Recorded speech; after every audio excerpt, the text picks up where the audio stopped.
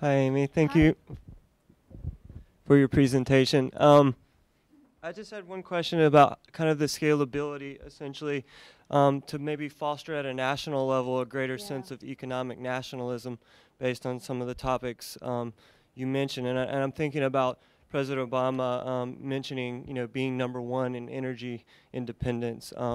And so if some of these things are scalable at that level, for a way for people, to come together as a country around some of these ideals. And then my second one was a source for that per capita sales Yes. sales one. I'd love to know Yeah, that that was as well. actually a master's thesis that was done here at UVM, and I believe that NOFA was the sponsor, as well as the Intervale, because they've got some great data. It's a good question, the scalability of it. And I think that, what I hope to do today was actually put the emphasis on the individual and to try to actually reach each of you independently with these ideas, not only with the phenomenon, resonating with, yes, these phenomena are real in my life, but not only that, but I'm actually thinking about this pragmatic response too. I certainly see it growing then from that impetus into the community. What you're talking about in terms of Obama's leadership and what's happening federally in terms of policy, renewable energy stimulus funds, et cetera, is really a top-down approach. But it's important, I think, and I actually haven't seen data to support this quite, but I think it's sort of accepted, is that the more we can actually sort of foment that interest and build this grassroots, if you will, bottom-up interest into real distributed energy, for instance, and real civic and state-based policy that supports it, the more we're actually going to see a top-down support of what's happening at the state level. Let me just give you an example. I was in Hawaii a couple of years ago, and at the time, this was only 3 years ago, at the time, 95% of the energy coming to Hawaii came in on barge every other day. Came in on diesel barge. This is a state that has geothermal, wind, tidal, solar, just phenomenal amounts of energy. It's complicated because they have different islands and they've got to transfer that energy around. Now, they've been able to pass legislation that is actually looking at a goal of 70% of their energy coming from renewables by like 2015 or 2020. And I think that the reason they were able to do that was because they had started to build these neighborhood pragmatic approaches that could really be responded to or could really be supported with new political leadership at the top. So I'm hoping to see that kind of transference and that replication at other states, or excuse me, by the federal government to states, and we'll just have to see.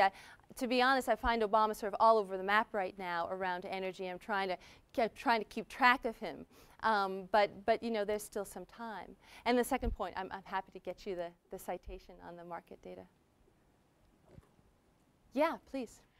I'm from Boston, and I don't know if you've read the news about the ridiculous amount of flooding that's been happening and the gigantic deluge that went on for practically a couple weeks.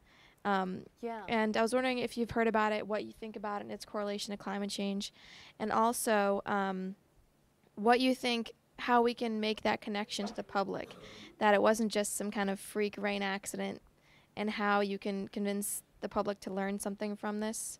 Yes. Instead of just, go on with their lives and pretend it never happened? Well, it's a great question. In fact, somebody called me from the Providence, Rhode Island paper yesterday to ask me the same question. And I think Providence saw something like 7 inches in a couple of days' time. And of course, we can't show a causal relationship between climate change and any weather event, right? Climate is something that happens long term, over a long period of time. Weather is happening in a much shorter time frame. But what we do have are these predictions. The Hadley model and the Canadian model are the two sort of best, I think, and most robust general circulation models or climate models for our area, and that's where this 30% increase in precipitation comes from. What we also know is that the Northeast is experiencing more deluge activity. Absolutely, we're seeing that again, more than 2 inches of rain falling in 48 hours. Now, it was an extreme event. It was beyond deluge. So the question is, how do we use our models? How do we build our models so that we can actually begin to attribute some of these events to the kinds of high heat energy in the atmosphere, hyped up hydrologic cycle? What I will say is that Jane Lubchenco, who is a fabulous ecologist and is now the head of NOAA, the what is it, the Oceanographic and Atmospheric Administration, one of the first things she did as the head of NOAA, as Obama's appointee, is to start to build what's called regional climate centers. So we already have regional weather services that NOAA scientists actually help us to predict the weather. Now we actually have a whole new set and cohort of scientists who will help us predict climate for a region. And this is a really important connection between weather and climate because it's not being made.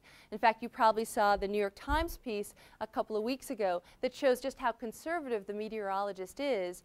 Stephanie Kaza actually saw it as well, versus the climatologist. And so how can we bridge that? But I think your point is right on, which is the scientist most people interact with is the meteorologist, you know, every night at 8 o'clock in their bedroom or in their living room. And so a tipping point, a leverage point, as Dana Meadows would say, is to start to school the meteorologist in these changes, you know, in what climatology tells us about the weather, in the predictions that we should expect, because that is really a sort of a completely unplumbed route of education. Yeah, question?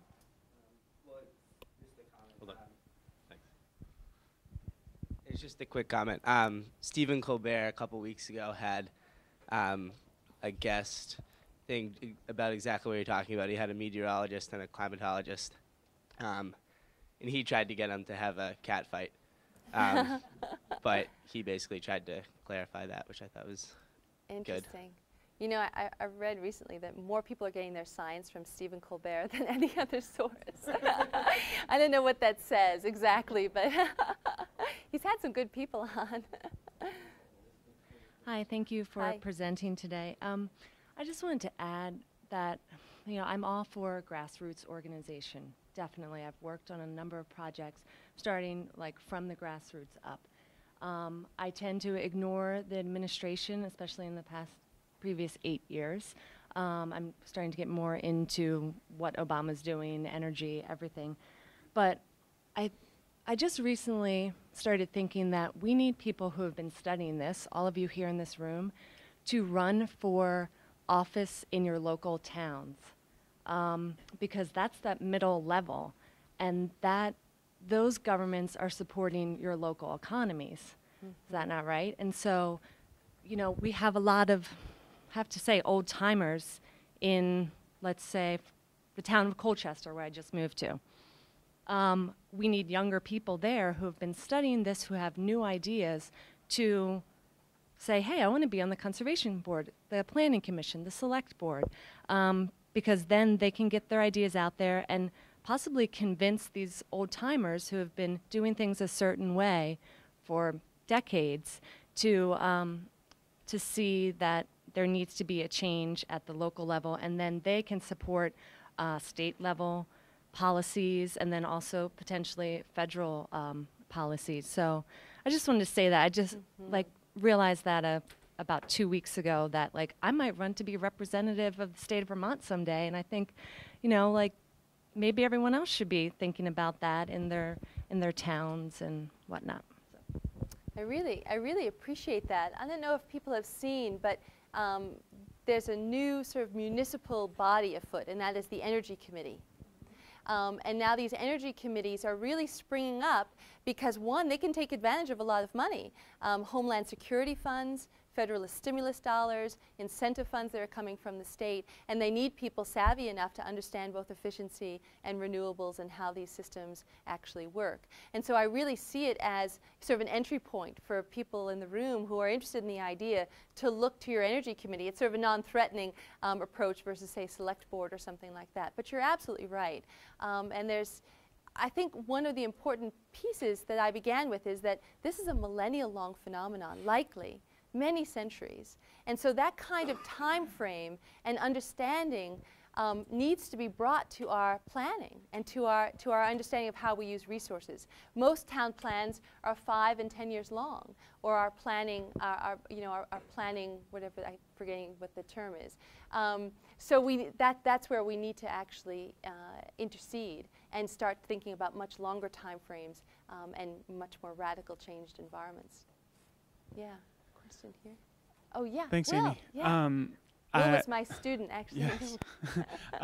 It's been a little while. Yeah.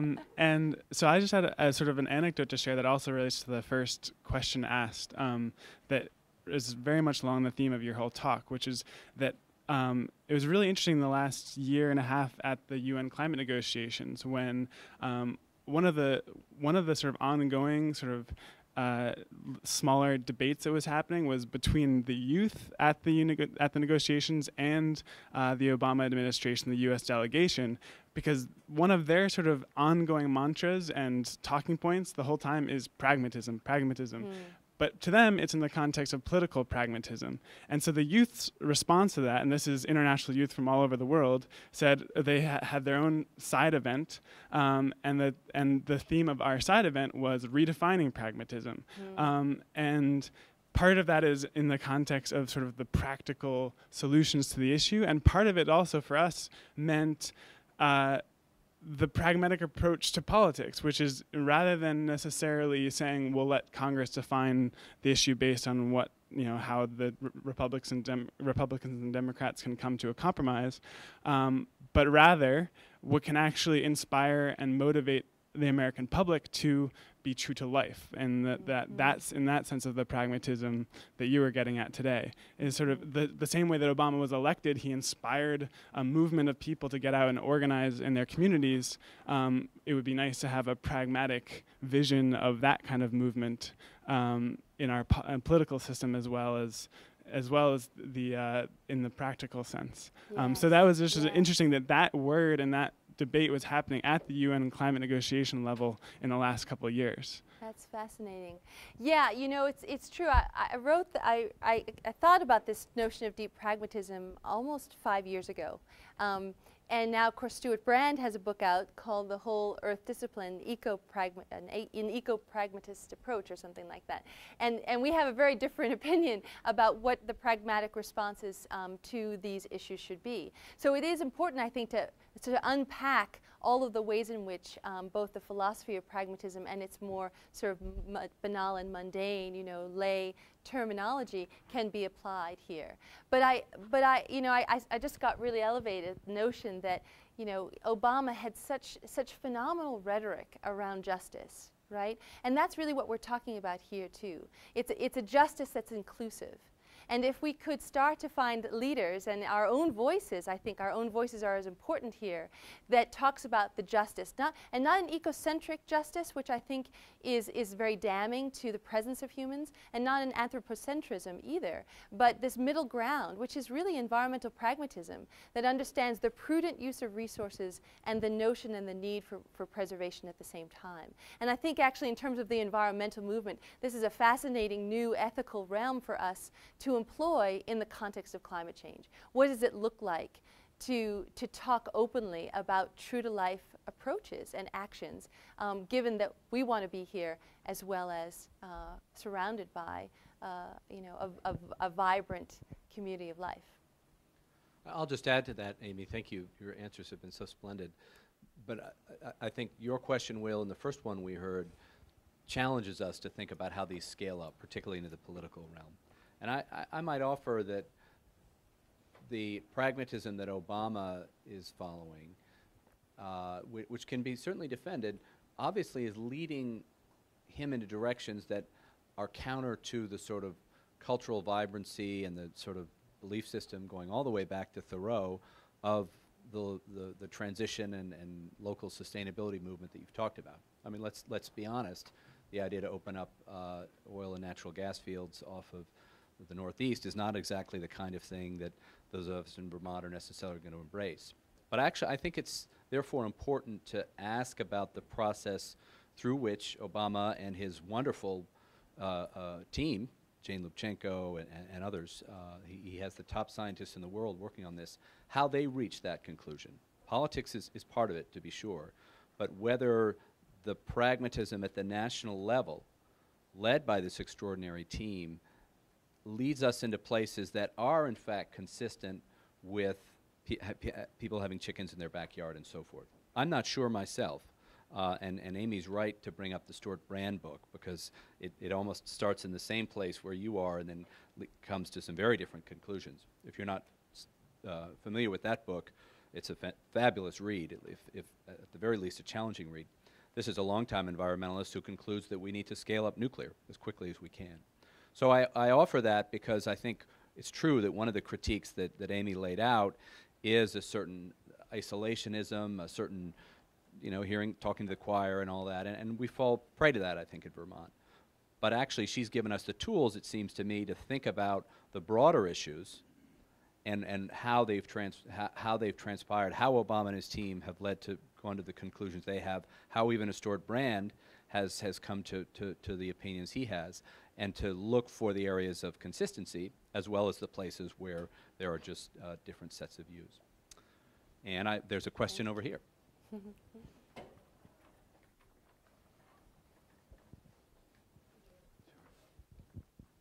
I was interested in what you had to say about states in their capacity to provide their own energy, and looking at that map of the different states and how they were evaluated. I was interested in the fact that the states which were ranked lower, I guess, were primarily southern and Appalachian states. Yeah. And I was wondering if that was a matter of infrastructure and natural resources, and what was the reasoning behind that?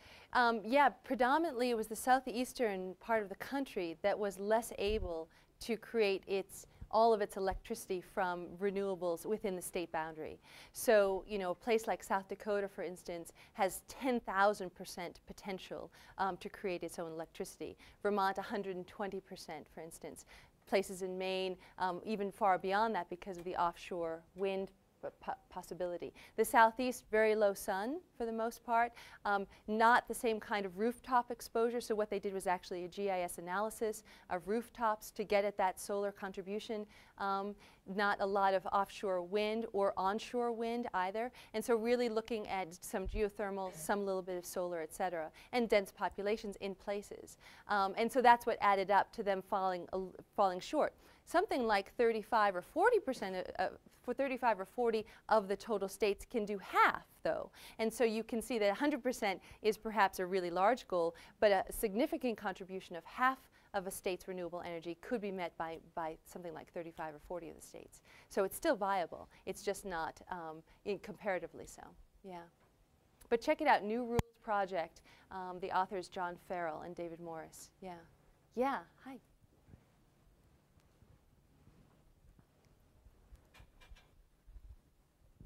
Thank you for your talk.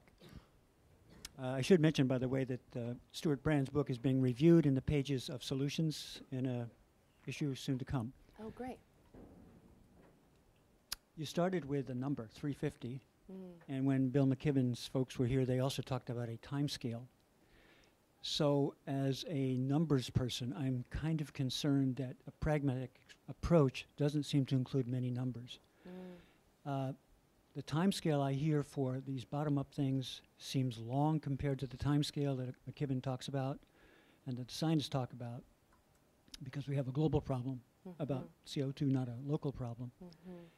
We also have examples from places like Europe where things seem to run better, and now switching back to my economist hat, because they price things like energy differently. So I'm asking if top-down price signals aren't a part of this so that they help us do the right thing. Well, I think, Bob, that's a great question, and I hope that I had supported this caveat well enough that this is really part of a spectrum of approach, and in no way did I see it as a singular and sort of all-powerful way in which we were actually going to meet any of our goals. It really happens in concert with international regulation and price signaling, et cetera. But I think I will actually hold out, if I may, because I think that in the sphere of relationship to the phenomenon, this feels this feels right to people, right? Their response, their pragmatic response is, the point is this is a difficult set of circumstances, and what we're trying to do is right the circumstances in our lives, and then see how those can percolate, can be joined by other individuals and can actually create some sort of civic change where we live. And to be honest, I'm not really sure, and I'm not even sure I can be predictive about how that translates then to the next level of change. The first question was really that. How is it going to happen? How is top-down regulation going to affect these kinds of movements at the local community and civic level? It may not. I mean, certainly what we saw with the last high prices of gas was tremendous behavioral change, right? All of a sudden we had riders of the Boston mass transit jumping by 25 and 30%. But my question is, how long did those last, right? And how well insulated can people be from those changes over time? Granted, if they're strong enough, if they're there long enough, they can certainly drive behavior. But in this country, I haven't seen really evidence for that. But more importantly, I think that this whole notion of pragmatic and individualistic and civic response is because it feels like it's in keeping with how we work in the world. Do you know what I mean? There's almost a certain autonomy to it. And I think that not to sort of be a purist about it, but it's separate in that way from the other spectrum of change that we're seeing on the landscape, in which people who are pragmatic about their relationship to this phenomenon are also engaged in, i.e., supporting the right leader who's advocating for certain policy measures, or supporting a taxation on carbon, or supporting federal legislation that's cap and dividend. So it doesn't have to be exclusive, but I think that, as the individual, but I think that it's important to sort of preserve the instinct and the momentum that this is all about. So I've got a question. Often in these conversations, we're talking about retooling the economy and these kind of dramatic changes, and it often turns to a conversation. People just can't quite handle that quick of a change, that dramatic of a change in their daily lives. Just in terms of what they'd want to be doing. They're working that 50-hour week or whatever with 2 jobs. What do you see as the role of strong government programs for retraining and all kind of proactive measures to make this happen as necessary to the change? Or do you really think that kind of community-based, internal, non-government-based self-education and self-support, the kind of self-reliance aspect, is more where you lean, just in terms of what you've come across as successful strategies? Well, I think that that's where it's happening right now, is that it's not necessarily, I mean, to some degree, like I mentioned, the feed-in tariff law is certainly supporting the pragmatist who wants to be more reliant on the energy he or she can create off of her rooftop, right? So there is a symbiosis there, for sure, and a mutualism. So, it's the evolution of a movement is what we're really talking about. And there will be a time, I mean, recently Bernie Sanders saw the kind of interest in solar on schools in Chittenden County, and he came up with $500,000 to put the largest solar array in Vermont on a middle school. Right? So that's what's going to happen. There's going to be enough action at the civic and municipal level because of individuals responding this way and then responding in groups that we're going to get the notice of people, like what I think really happened in Hawaii.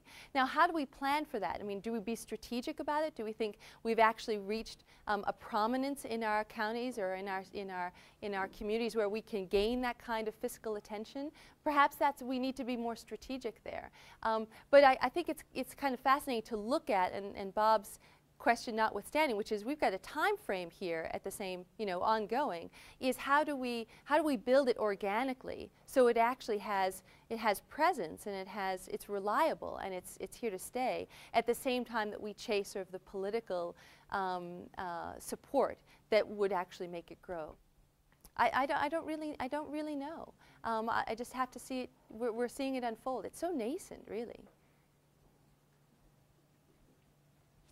Yeah, another question. Yeah, I was just discussing kind of self-reliance and sufficiency with a friend the other day, and he just made the point, he was like, well, if everyone in Vermont was trying to live more off the land all of a sudden, then our forests and game, would disappear pretty quickly. And I just kind of wanted to see what you had to say about that, and maybe just, this form of sufficiency. I think there's many forms, but maybe this specific one that we were kind of discussing now seems more applicable maybe in a rural setting than an urban center, and so how we could think about sufficiency in urban centers. Right, also. right.